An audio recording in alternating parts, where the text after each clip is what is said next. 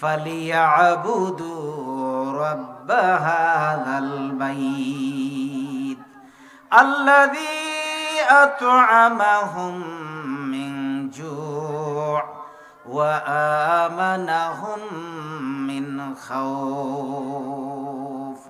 আল্লাহ তাআলা বলেন ফালিয়াবুদু, বান্দার ইবাদত করো, রব্ব হাযাল বাইত, ওই ঘরের প্রতিপালকের।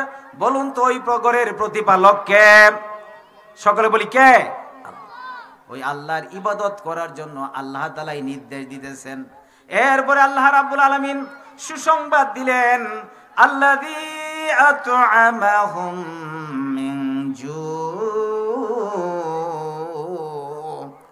যে আল্লাহ তাআলা আমাদের প্রতিপালক আর ওই ঘরের মালিক। আমরা যদি এই ঘরের রবের ইবাদত করি, আমাদেরকে ক্ষুধার্ত হলে তিনি আমাদের খাবারের ব্যবস্থা করবেন। সুবহান। আমাদের খাবারের ব্যবস্থা করেন কে? আল্লাহ তাআলা এখানে কথাটা শেষ করেন নাই, এরপর আরেকটা সুসংবাদ দিলেন, ওয়া আমানাহুম মিন খাউফ। বান্দারে, আমি তো তোমাদেরকে খাবারের ব্যবস্থা করব এবং তোমাদের কোনো ভয় ভীতি থাকবে না। সমস্ত ভয় ভীতি থেকেও উনি আমাদেরকে হেফাজত করবেন। সুবহানাল্লাহ। আমি পবিত্র কালামুল্লাহ শরীফের সূরাতু কুরাইশ এর 106 নম্বর আয়াতে কারিমা, 106 নম্বর সূরা কুরাইশ থেকে যে আয়াতে কারিমা তিলাওয়াত করেছি, এর আগলোকে আল্লাহর হাবিবের অসংখ্য বাণী থেকে একখানা বাণী উপস্থাপন করেছি। আল্লাহর হাবিব বললেন, মান আখরাজা আযাম মিনাল আরদি মাসজিদান, মান আখরাজা আযাম মিনাল মাসজিদ বানাল্লাহু বাইতান ফিল জান্নাহ। কেউ যদি মসজিদ থেকে কোনো কষ্টদায়ক বস্তু সরিয়ে দেয়, আল্লাহ তাআলা খুশি হয়ে তার জন্য জান্নাতে একটা বাড়ি বানাইয়া দিবেন। এই বাড়ির দরকার আছে না নাই?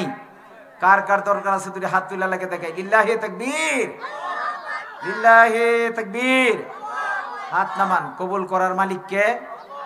আমরা কুরআনুল কারীম থেকে 106 নম্বর সূরা কুরাইশ এর সংক্ষিপ্ত আয়াতে কারিমা তিলাওয়াত শুনলাম এবং এর অর্থ বুঝলাম, এবং রাসূল পাক সাল্লাল্লাহু আলাইহি ওয়াসাল্লামের অসংখ্য বাণী থেকে একখানা বাণী শুনলাম এবং তার অর্থও শুনলাম। এইবার আসি এ থেকে সংক্ষিপ্ত আকারে ব্যাখ্যা করার প্রয়াস যেন আল্লাহ তাআলা আমাদেরকে করতে পারি, কবুল করুক। সকলে পড়ছি আমিন। ভাইরা আমার, বলুন তো, আল্লাহ তাআলা ওয়াদা দিয়েছেন ওই ঘরের প্রতিপালকের ইবাদত করলে আল্লাহ তাআলা আমাদেরকে খাবারের ফয়সালা করবেন এবং বিপদ আপদ থেকে হেফাজত করবেন। এখন বলুন তো, এই ঘর মুসলমানের দেশে আছে না নাই? সব দেশেই মুসলমান যেখানে আছে ওই ঘরও আছে। আর সারা পৃথিবীতে মাইর খায় কারা? কথা বলেন। মুসলমানেরা। আমাদের পার্শ্ববর্তী দেশ প্রথম এই যে মায়ানমার মুসলমানদেরকে কেটে টুকরা টুকরা করেছে বৌদ্ধরা। ওই দেশে কি মসজিদ আছে না নাই?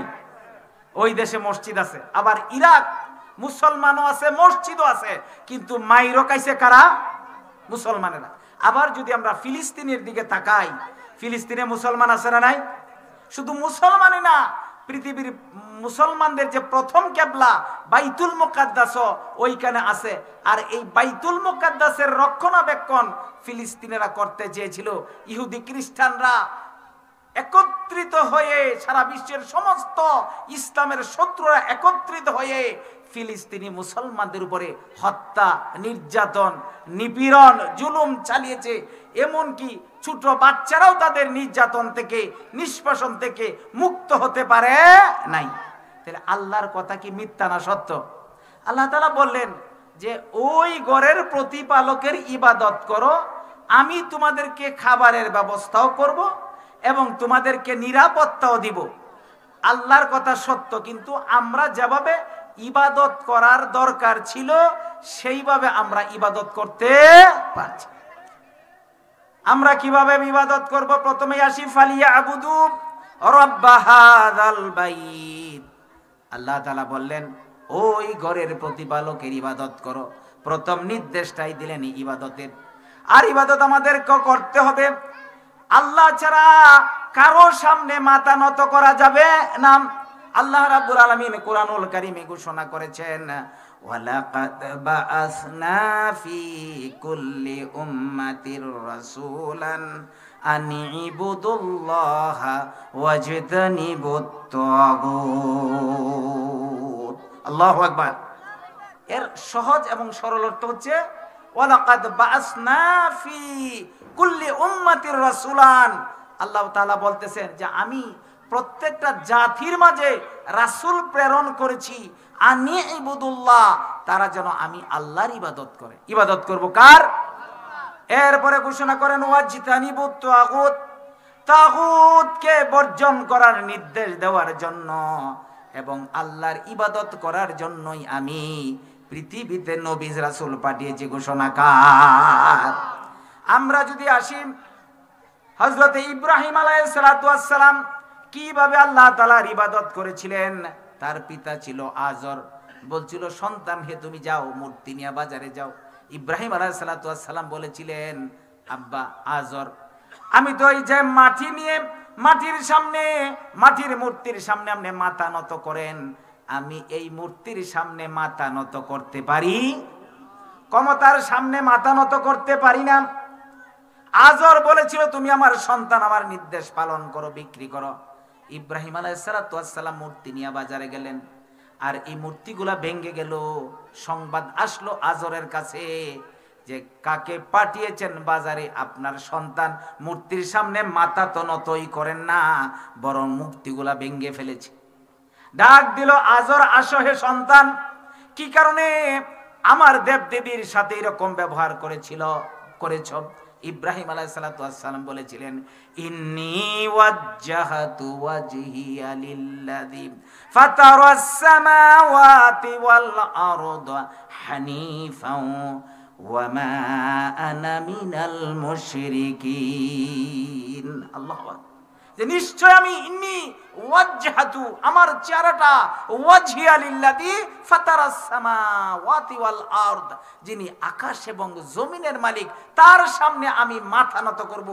এছাড়া আমি কারো সামনে মাথা নত করতে পারি না। ঠিক কিনা ভাইরা আমার? আজর কেঁপে গেল সন্তানের প্রতি। দেখেন, সন্তান ইবাদত করে কার? আল্লাহ। আর এই সন্তানের পিতা আজর, তাকে আল্লাহ তাআলা হেদায়াত দেন নাই। হেদায়েতের একচ্ছত্র মালিক কে? ইব্রাহিম আলাইহিস সালাতু ওয়াস সালামের সাজদা দেখে, এই সুজুদ দেখে আজর চলে গেল নমরুদের কাছে। কার কাছে? নমরুদের কাছে যায় বিচার দিল, আমার সন্তান আমার কথা শুনে না, আমার সন্তান আমার ধর্ম পালন করে না। নমরুদ তাকে ডাকালো। ইব্রাহিম আলাইহিস সালাতু ওয়াস সালাম গেলেন। ইব্রাহিম আলাইহিস সালাতু ওয়াস সালাম, নমরুদ যখন প্রশ্ন করল তুমি কি কারণে এই মূর্তিগুলা ভেঙে ফেলেছো, এগুলার সামনে তো আমরা অবনত হই। হযরত ইব্রাহিম আলাইহিস সালাতু ওয়াস সালাম বলেছিলেন, মুসলমান কখনো মূর্তির সামনে, ক্ষমতার সামনে মাথা নত করতে পারে না। মাথা নত করে তো কার সামনে করে?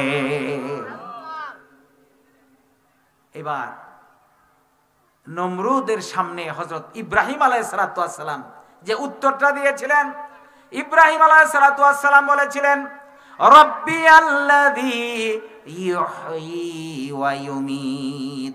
নমরুদ রে, আমি যার সামনে মাথা নত করি তার দুইটা বৈশিষ্ট্য হচ্ছে, যিনি হায়াত এবং মৌতের মালিক।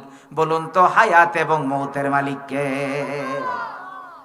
এই হায়াত এবং মৌতের মালিক যখন আল্লাহর কথা ঘোষণা করলেন হযরত ইব্রাহিম আলাইহিস সালাতু ওয়াস সালাম, নমরুদের রাগ গুসা আরো বেড়ে গেল। নমরুদ নির্দেশ দিল, কে আছো প্রহরী, আমার জেলখানা থেকে দুইজন কয়েদিকে তাড়াতাড়ি আমার সামনে হাজির করো। ইব্রাহিম আলাইহিস সালাতু ওয়াস সালামের সামনে দুইজন কয়েদিকে হাজির করা হলো। নমরুদ একজন কয়েদিকে মুক্ত করে দিলেন, আর একজন কয়েদিকে, জল্লাদকে নির্দেশ দিলেন, জল্লাদ রে তুমি তাকে কতল করে ফেলো।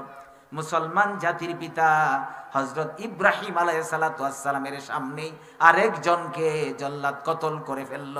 এইবার নমরুদ ঘোষণা করলো, ইব্রাহিম রে দেখো, আমার মূর্তির সামনে, আমার সামনে তোমার মাথা নত করা প্রয়োজন। তুমি বলেছো যিনি আকাশ এবং মালিক, জমিনের মালিক, যিনি হায়াত এবং মৌতের মালিক, তার সামনে তুমি অবনত হও। এত তুমি আমার সামনে অবনত হও, মাথা নত করো, কারণ আমি রাষ্ট্রপতি, হায়াতেরও মালিক, মৌতেরও মালিক। জুড়ে বলেন নাউজুবিল্লাহ। ক্ষমতার সামনে কখনো মুসলমান মাথা নত করতে পারে না। ক্ষমতা ছিল, নমরুদ দৃষ্টতা প্রদর্শন করেছে। ইব্রাহিম আলাইহিস সালাতু ওয়াস সালামের সাথে সম্পর্ক আছে কার? ইব্রাহিম আলাইহিস সালাতু ওয়াস সালাম আল্লাহর দিকে রাজি হইলেন। আল্লাহ তাআলা বলেন, ইব্রাহিম রে, ক্ষমতার মালিক আমি। কুলিল্লাহুম্মা মালিকাল মুলকি তুতিল মুলকা মান তাশা। সমস্ত ক্ষমতার মালিককে, রাজত্বের মালিককে। নমরুদ সামান্য ক্ষমতা পেয়ে জেলখানা থেকে 2 জনকে এনেছে। আর ইব্রাহিম, তুমি বলেছো হায়াত এবং মৌতের মালিকের সামনে মাথা নত করো, আমি আল্লাহই তোমাকে হেফাজত করব। বলেন সুবহানাল্লাহ। হেফাজতের মালিক কে? আমি যাকে ইচ্ছা ক্ষমতা দেই, যাকে ইচ্ছা তাতে ক্ষমতা থেকে আমি সরিয়ে দেই। আর কবির ভাষায়, চিরদিন কবু কারো সমান নাহি যায়, আজ যে জনা রাজাদিরাজ, কাল সে ভিক্ষা চায়। ঠিক কিনা ভাইরা আমার? আজকে যারা ক্ষমতায় ছিল, আল্লাহ চেয়েছেন ক্ষমতায় আর থাকতে পারেন নাই। যাদেরকে দেখে গাড়ির ড্রাইভার, পুলিশ, আর্মি সেলুট দিত, এখন তাদেরকে ধরে ধরে জেলখানায় নিক্ষেপ করে সেই আল্লাহ এখনো আছে না নাই?